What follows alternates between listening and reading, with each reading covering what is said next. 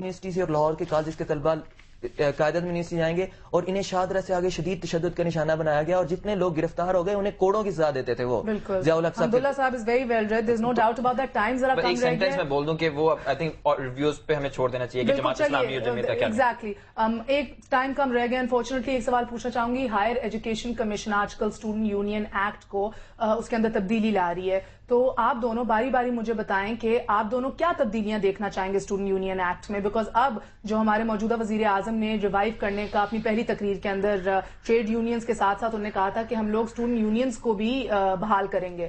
کیا دیکھنا چاہتے ہیں آپ لوگ؟ میں اس میں یہ پہلے آپ ٹائم کم رہ گیا. بس جلدی سے میں صرف اس میں کہنا چاہوں گا, ایک تو یہ ہے کہ طلبہ کو طلبہ کے درجے پہ لایا جائے. یہ جہاں پہ قبضہ گروپ بن گیا نا, غیر طلبہ عناصر, پنجاب یونیورسٹی یا دیگر یونیورسٹیز میں تو ایسا نہیں ہے یونیورسٹی لیول پہ, لیکن کالجز میں قبضہ گروپ میں 14 سال سے ان کا BA ہو رہا ہے اور BE نہیں ہو رہا. ایک تو یہ قبضہ گروپ ختم کیا جائے. دوسرا یہ ہے کہ ہمارے اوپر ضابطہ اخلاق جو نافذ کیا جائے اس کو نافذ کرنے والے ہمارے استاد ہوں, جنرل VC نہیں. جی ٹھیک ہے, فوجی VC ہم نہیں مانیں گے. ہمارا استاد ہو وہ ہمیں کان سے پکڑ کے کہہ دے بغیر کسی قانون کے کہ آپ نے الیکشن نہیں لڑنا, میں نہیں لڑنا. وہ تو اب ویسے بھی نہیں ہے, گورنر چینج ہو گئے. نہیں, میں صرف یہ کہنا چاہ رہا ہوں کہ جہاں بھی ہے, ابھی میرے خیال میں UET میں چل رہا ہے, جہاں فوجی VC ہیں ان کو فوری طور پہ یونیورسٹیوں سے فارغ کیا جائے.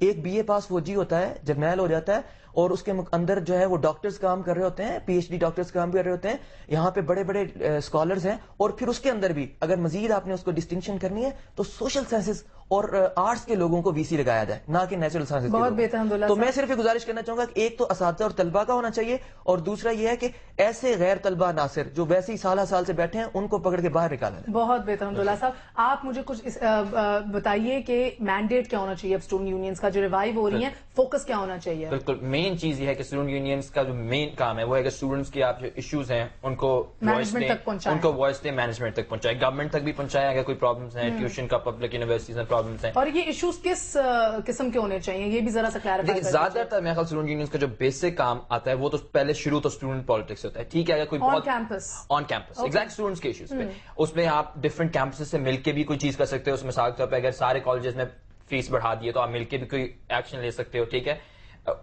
لیکن سب سے جو ایک ضروری بات جو گورنمنٹ کے لیے بہت زیادہ رسپانسبلٹی ہے کہ ایک وہ کسی پولیٹیکل پارٹی کی سپورٹ نہ کرے, اسٹیبلشمنٹ ہماری. ٹھیک ہے, یہ میں بھائی سے اتفاق کرتا ہوں, جنرلز کو فوجیوں کو نکالا جائے اور سب کے اکاؤنٹس چیک کیے جائیں, یہ چیک کیا جائے کہاں سے کس آرگنائزیشن کو سپورٹ آ رہی ہے, جو قبضہ گروپ ہیں جہاں ہیں ان کو نکالا جائے. بالکل. اور آپ کا بیسک یہ ہے کہ اسٹوڈنٹس کے ایشوز کو ریز کریں, اور اگر کوئی نیشنل کرائسس آتا ہے تو اس پہ بھی اسٹوڈنٹس کا ہمیشہ سے رول رہا ہے اور ابھی بھی رہنا چاہیے. بہت بہتر. آپ دونوں کی تشریف آوری کا بہت بہت شکریہ. This was such a stimulating debate.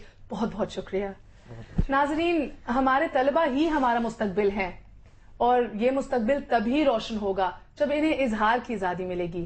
اس بحث سے قطع نظر کہ آیا طلبہ تنظیم بحال کی جانی چاہیے یا نہیں, ایک بات تو بالکل واضح ہے, طلبہ کو اپنے حقوق پر آواز اٹھانے کے لیے ایک مؤثر پلیٹ فارم درکار ہے.